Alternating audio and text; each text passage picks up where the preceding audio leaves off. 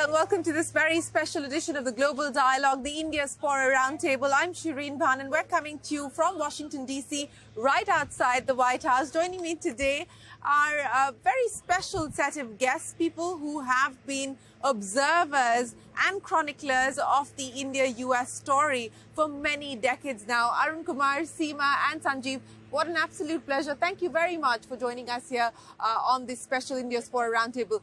Arun, let me start by talking to you. You know, the Prime Minister is going to be here in about a week from now, and the expectation and the hope is building that we could perhaps be at a big turning point in the India-US relationship. Many have spoken about the fact that this relationship has underperformed its true potential. About 190 billion in trade today. The hope and the aspiration has been 500 billion for years now. Do you believe that this is a turning point? I certainly think it's a point of acceleration. I'm not so sure it's a turning point. The reason I say that is because the relationship is already on a very, very good path. So 190 billion is almost twice what it was, double what it was 5 or 6 years ago. So if we do that again, we will definitely get very quickly to the 500 billion and beyond. India is becoming a more important trading partner for the United States. I think the fact that India and the US are collaborating in forums like the Quad and now the Indo-Pacific Economic Framework, now that there's a greater focus on critical and emerging technologies, all of these are pulling the two countries together with or without a formal trade agreement. So yes, I think we're on an acceleration path. Okay, a path of acceleration is how you would describe things at this point in time. I mean, you talked about trade, so you've just, of course, authored this book. So thank you very much for giving me a copy. But, you know, the expectation and the assumption is that India is going to be one of the key beneficiaries of this global de-risking that's taking place when we talk about supply chains. There's also a move towards more bilateral trade agreements. India is inking some, of course, not an FTA with the US. That's not on the cards anytime soon. But what's the expectation on the trade front, and particularly what do you believe are the strengths that India must leverage today? I think the strengths are, number one, technology. Number two, an area that's coming up very fast is manufacturing. This is, I think, in my view, it's an untold story of how much progress India has made in manufacturing. I mean, look at the automotive business, the growth in manufacturing automotive. And I see that across the board over the last 6 years in India. I've physically seen the progress in manufacturing. I also see companies innovating in technologies for advanced manufacturing.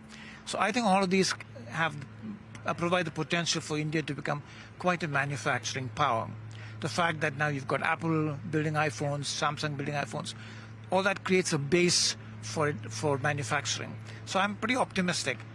Then you've got the geopolitical issues. You've got the understanding for resilience in supply chains, the de-risking that was brought to the fore when COVID hit, as well as the geopolitical tensions around in the region.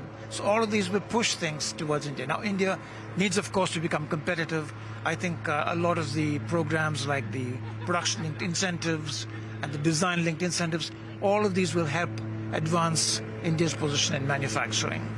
Okay, so the manufacturing story, you believe, is going to be a force to reckon with.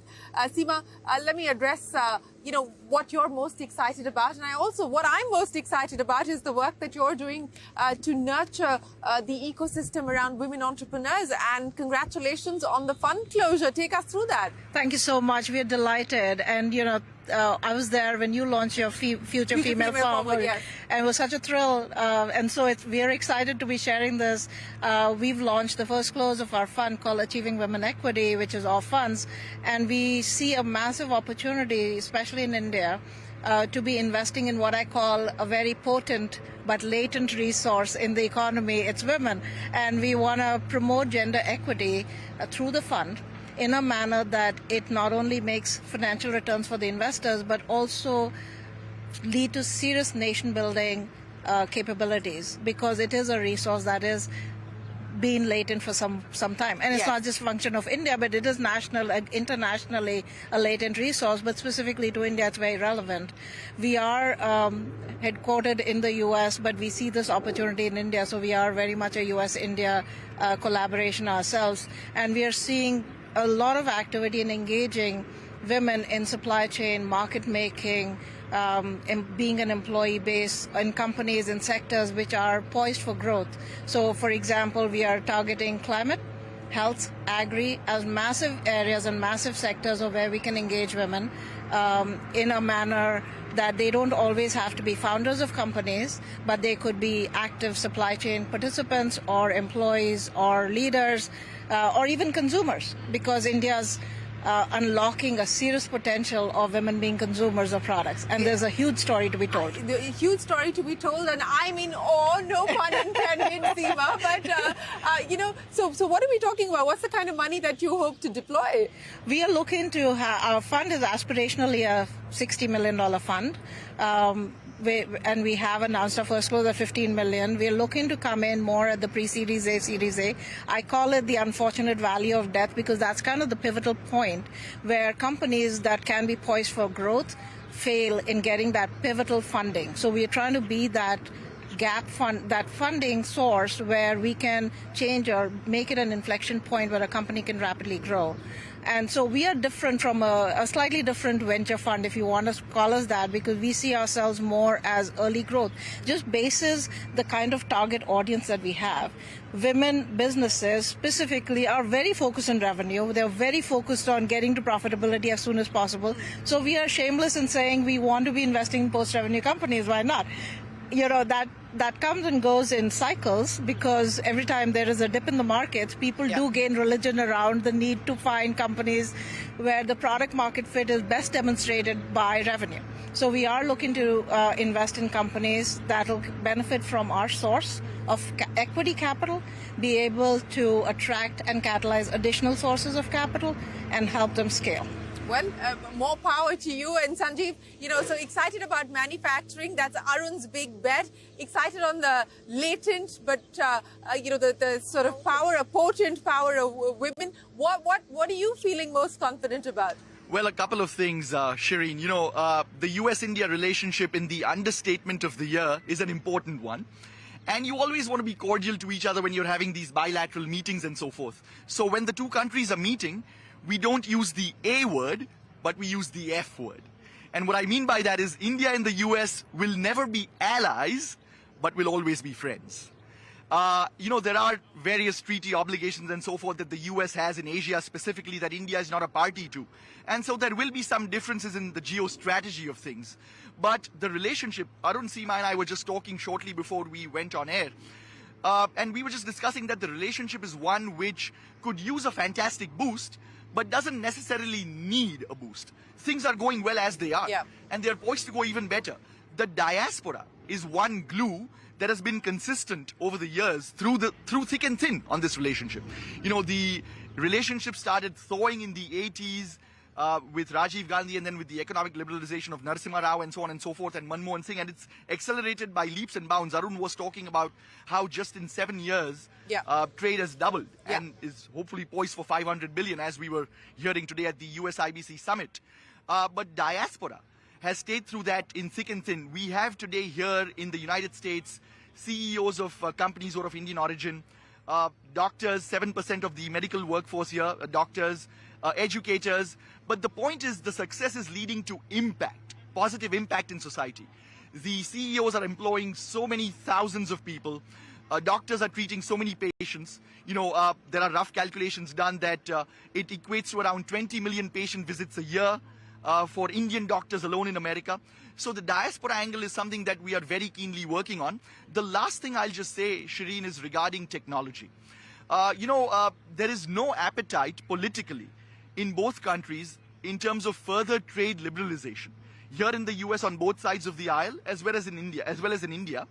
And the status quo on trade, I think, suits both countries just fine. But technology is serving as the ballast for the relationship in an area where trade is not advancing in terms of market access. Not in terms of volume, but in terms of market access. And so technology is serving as that ballast. And as we heard yesterday, Secretary Antony Blinken was talking about 1/3 of the startups in Silicon Valley are by people of Indian origin. So that is an area of tremendous collaboration, given ISET that was just signed in January between the two national security advisors and so forth. Really looking forward to what that yields in the future.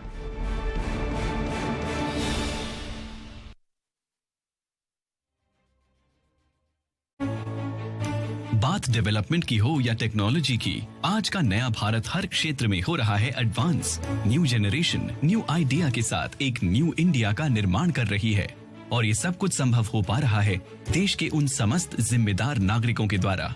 समय पर अदा किए गए advance tax से आप भी समय पर एडवांस टैक्स अदा करके देश की तरक्की में भागीदार बनिए।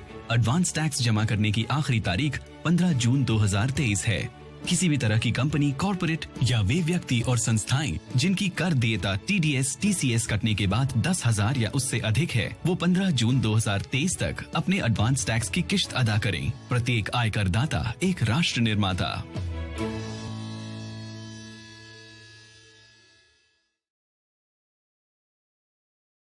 Great Place to Work India recognizes committed leadership, resilience and for all mindset as the true mark of leaders who drive transformation for growth and impact. Join us as we honor such nation builders and for the first time ever recognize India's most trusted leaders. Great Place to Work India presents India's best employers among nation builders and India's most trusted leaders.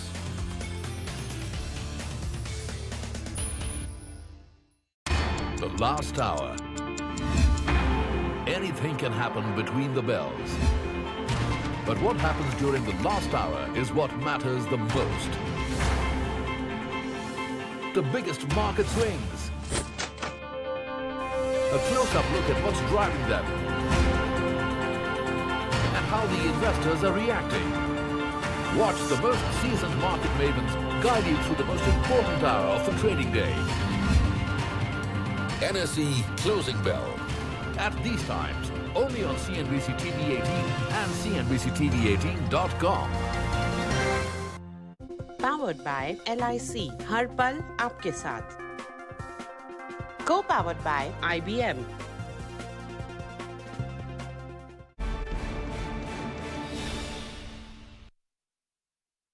Well, speaking about impact and technology, Arun, I think everyone believes, and we heard that from Ambassador Sandhu yesterday as well, he believes that technology could be the master key that unlocks the true potential of this relationship. But, in areas like critical technology, emerging technology, and the hope and expectation is that we'll see forward movement at the end of this visit. What do you believe we're likely to see unfold? So I think technology definitely has the potential to be the master key, as the ambassador said. Closer collaboration between the two countries, companies working in the two countries, can definitely take up the relationship to a different level. And the reason is that India has a large talent pool. Every large US company has a very big team of people in India. Sometimes those teams are larger than their teams here. Many of them do design work and very complex technology. So I think that's just going to lift the relationship. Now, some of those folks will go out and start their own companies to serve global markets. So I think we'll see chip designers getting out and starting chip companies to serve global markets. By the way, that's a business we're in. I see that firsthand. I think all of that is going to really result. On the chip side, because this is one of the big opportunity areas. We've had India and the US sign an MOU in that space. We're, of course, still waiting to see how this operationalizes. But what do you expect? Because, the US is also rolling out a significant package here to get people to manufacture chips here under the CHIPS Act. India, has put a fairly large package in place to get people to manufacture semiconductors in India. How do you see this partnership developing? So I think the immediate big play is going to be in chip design. In designing chips that will be used by millions, if not billions of people in a number of different areas. There are new emerging areas like electric vehicles, there's new communication standards. All of these will need new chips, and there is no reason why many of those can't be designed and sourced out of India. So the manufacturing story, you believe that is unlikely to unfold anytime soon in India on the chip side, but the design side will accelerate. Design side will and should, absolutely. On the manufacturing side, a number of things have to come together, and with the right level of investments and that coming together, in the long run, it will be strategically important for India to have the manufacturing facilities. It also is a question of global redundancies. Today, the whole world is dependent on Taiwan, for example, overly dependent on Taiwan. how do countries want to diversify and have sources in more trusted locations or less risky locations? I think India will have a role to play. Exactly when that's going to happen, I don't know. But it will take a little bit of time because these technologies can't be switched on overnight. You've got to create the talent pool, you've got to find the critical mineral resources, you've got to have the power, which is an area where India's made a lot of progress in, and so forth. But I think it will happen. And on the defense side, because again, that's an area of opportunity, and it seems like some of the legacy issues, some of the legacy challenges that constrain this relationship, perhaps we're moving past them or starting to move past them. I do think we are beginning to move past some of those issues. And the geopolitics helps. Absolutely. That's the tailwind that India has. And only makes sense because you've got the expertise, the technology, and companies in the US would want to diversify their source of supply. So I would expect to see a lot of progress in that space. I also think there will be stronger indigenous defense industry coming up. I know a company in the drone business that's going public soon that's focused on strategic needs. So what's going to happen is India will find its own defense companies being developed. Absolutely, and we've seen that move towards indigenization, and there's been several measures that the government has taken to encourage domestic manufacturing and, of course, local sourcing as well, and that's playing out. And I would say going beyond indigenization, some of those companies should supply to the US as well. Sure. That's the way I would look at it. Yeah, and that should be the aspiration. But Seema, talking about trust, talking about resilience and growth, which is really the underlying theme here as far as this partnership is concerned. Outside of course, specifically, nurturing women entrepreneurs, etc., where do you believe more work needs to be done? Well, before I answer that, I want to double-click on a message that Arun's conveying here, and we're seeing that a lot on the grassroots ground level, is innovation. And what we're seeing is, the demographic dividend that's been talked about forever is now bearing fruit in that we're seeing companies that are pitching to us are now innovating not just for the Indian markets, but for global markets and specifically US. And the ambitions are very robust. In terms of wanting to be, and that's where a fund like ours serves them very well, because we do straddle India and US in a manner that we can help them, and we hopefully are smart capital. In terms of, to answer your question specifically about what could be areas where we could spend a little more time is, and especially as relates to the partnership, is really taking some of the best practices and governance that US has matured into, that India could rise to adopt some of those corporate governance measures, especially at an earlier life cycle of a company's growth. And we're seeing that is an area, especially at the grassroots level, where we are rolling our sleeves and working with companies in a manner that they could do much better as they have global aspirations to rise to the level where they're taken more seriously. And I've actually done a fair bit of work in defense, in manufacturing in my prior life. And I've noticed even with some of the middle market companies that are far beyond the startup phase and early growth phase, some of those practices were a little wanting. And so to be able to encourage a partnership between US and India in a manner that we get more directed help in bringing them up on a corporate governance level would be a game changer. And the sensitizing of these companies to saying, if you want to be a player at a global level, you need to step up your actions. I think that'll be a very significant area which will further not just the collaboration, but also make relevant Indian companies that are homegrown India-based companies. Absolutely. Sanjeev, you talked about the impact that the Indian diaspora is making here in the US, but let's talk about the impact the diaspora can have back home in India, and where do you believe the focus now needs to be? I think India's G20 presidency is a fantastic opportunity for the diaspora to re-up their engagement in India and with India. And it's a two-way street now.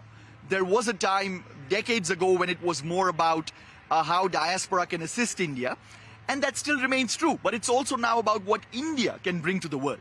So it goes both ways. And Diaspora, as a matter of fact, is having our G20 conference in August in Delhi. And the focal points are going to be very diverse. It's myriad, like all facets of the relationship exemplify even today. We're going to be talking about the geopolitics, the trade, all of that. But there's also areas in healthcare, education. You know, there was a skilling group that was launched by the two governments on joint skilling activities just a few days ago. I think that is a crucial area.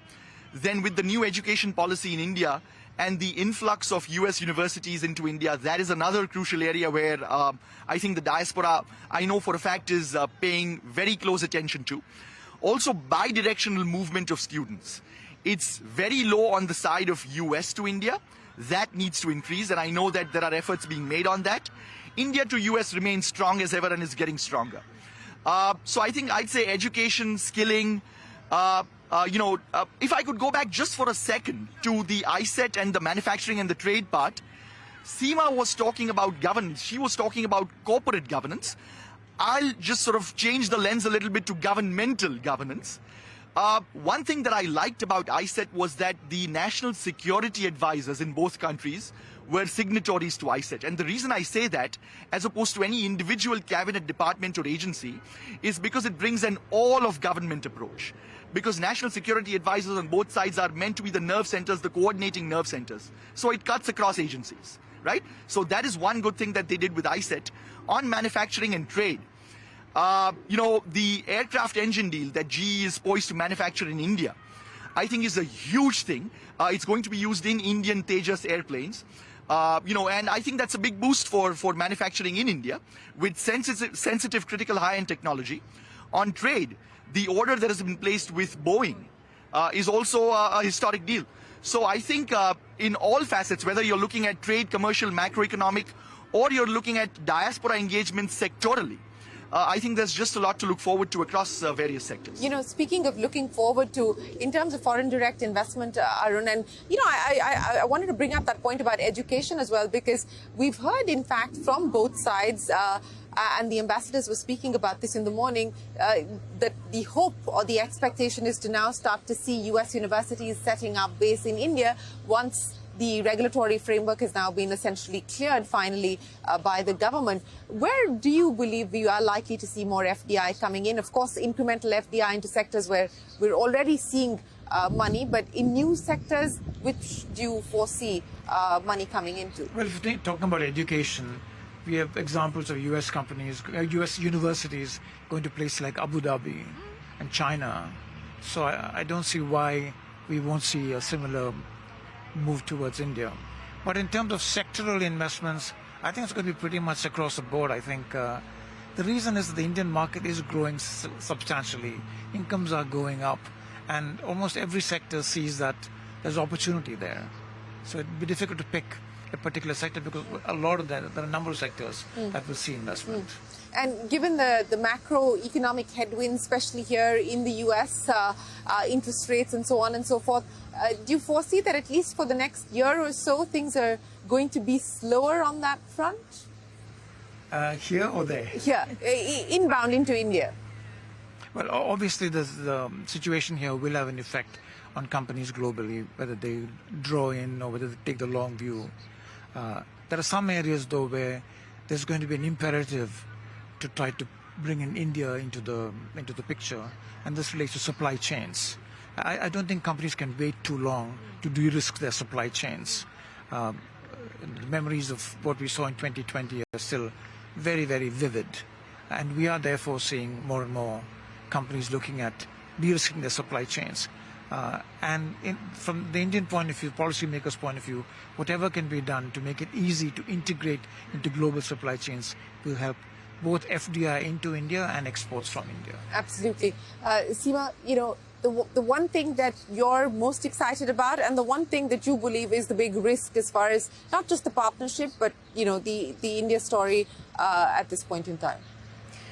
I really think there's a massive potential for collaboration and really bringing both what I always call collaborating on the three big sectors, climate, health, agri, but do it in a manner that you're engaging more women. More women, absolutely. Full support to you on that front. I do hope that we start to see that happen in a much bigger way. Sanjeev, the number one hope as well as what you believe we need to be mindful of on both sides. I think the diaspora is very excited about India at 100. We are at India at 75, and what the diaspora can do with India to take it towards 100 is an area of tremendous opportunity and growth. I know that this conversation, Shereen, is about US-India, but I think that's true globally. Whether you look at diaspora in England, Australia, Canada, UAE, Singapore, wherever it might be, I think the diaspora is well poised to work with an emerging India as India takes its place among world powers. So that is an area of tremendous excitement. Also, the maturity of the relationship. I think some of the disagreements on substantive issues that India and the United States have today, if these had occurred 10 years ago, then I think the positive movement on other front would not have been possible. But it is happening today. And that is indicative of the fact that friends among each other can disagree on certain issues but move forward on others. So that gives me tremendous hope in the confidence in the stability of the relationship. In terms of risks, I don't know if I want to term them as risks, but challenges. I think the proof of the pudding is always in the eating. And the execution of what a lot of these sort of memoranda and letters of intent and all of that, how it plays out in terms of execution on the ground in various sectors is something that we need to keep a close eye on. I'm not Pollyannish to think that just because agreements are signed that in every sector there's going to be a boom. But I think there will be in some sectors, and some sectors will need a little more work, a little more push over time. Well, that's a wrap on this edition of the Global Dialogue. From all of us here on the team, thanks very much for watching. Do stay tuned. The news continues on CNBC-TV18.